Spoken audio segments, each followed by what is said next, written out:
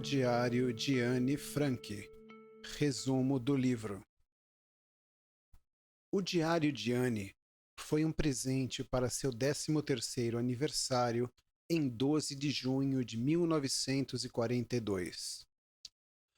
Anne o nomeou de Kitty e passou a contar tudo o que acontecia a ele. Anne e sua família eram judeus e, como estavam em meio a uma guerra, recebiam tratamento diferenciado. Tinham que usar uma estrela amarela em suas roupas, fazer compras em lojas de judeus, só frequentar lugares possuídos por judeus, não podiam andar de bonde ou outro veículo, a não ser de bicicleta, e deviam estudar em escolas especiais para judeus. Algum tempo depois, veio uma notícia que mudara totalmente a vida de Anne e sua família. Sua irmã, Margot, fora convocada para a guerra. Com isso, tiveram que partir em direção ao desconhecido.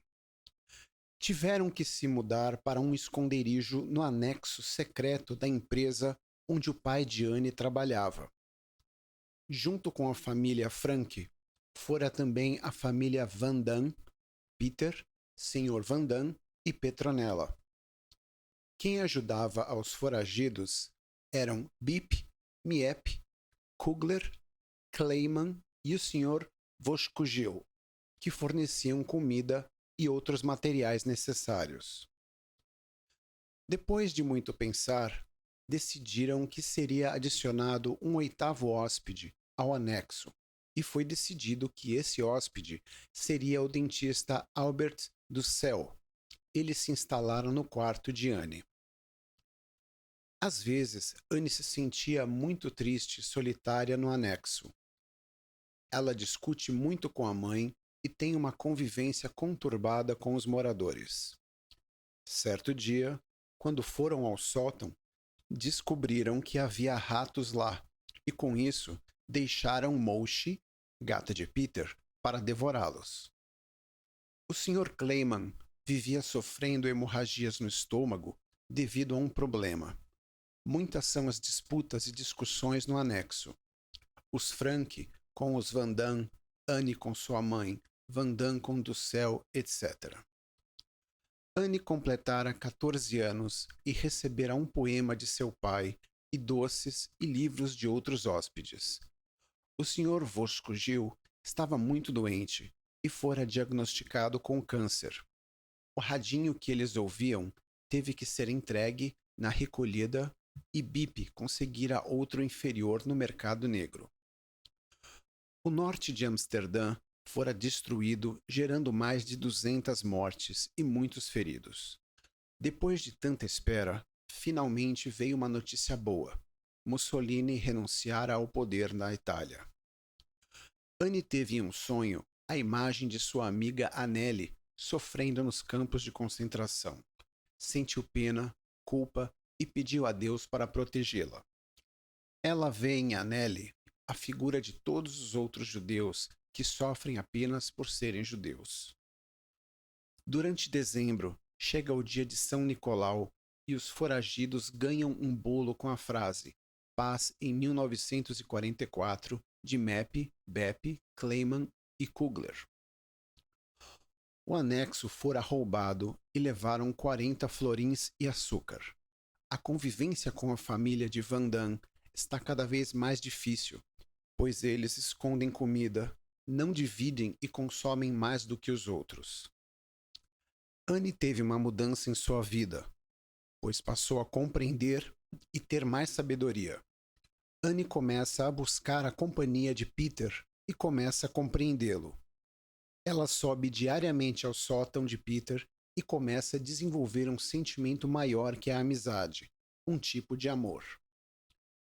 No dia 11 de abril de 1944, o anexo enfrentou uma nova aventura. Peter, Dussel, Sr. Van Damme e Pim, apelido de Otto, descem para verificar alguma coisa justamente na hora que um casal passa e ilumina tudo com uma lanterna. Depois disso, sobem rapidamente e percebem que alguém tenta arrombar a porta. Felizmente, essa pessoa vai-se embora. Porém, os foragidos permanecem aflitos até de manhã, quando o Sr. Clayman volta.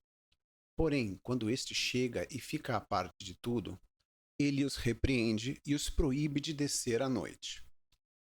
Anne conta tudo sobre ela e Peter a seu pai, Pim, que acha melhor eles se afastarem, pois essa história poderia virar romance. No entanto, Anne continua a visitar Peter e ainda escreve uma carta desabafando tudo a seu pai, que fica muito triste porque nunca receberá uma carta com tanta injustiça e dureza como aquela. Depois, Anne percebe que errou sendo dura demais com seu amado Pim e pede desculpas a ele. O país tornou-se ainda mais antissemita, mesmo aqueles que eram bons. Isso causa medo e preocupação aos foragidos. Anne, em maio de 1944, sofrerá uma recaída de mau humor, tristeza e falta de esperança, devido a vários motivos. O fornecedor de alimentos havia sido preso.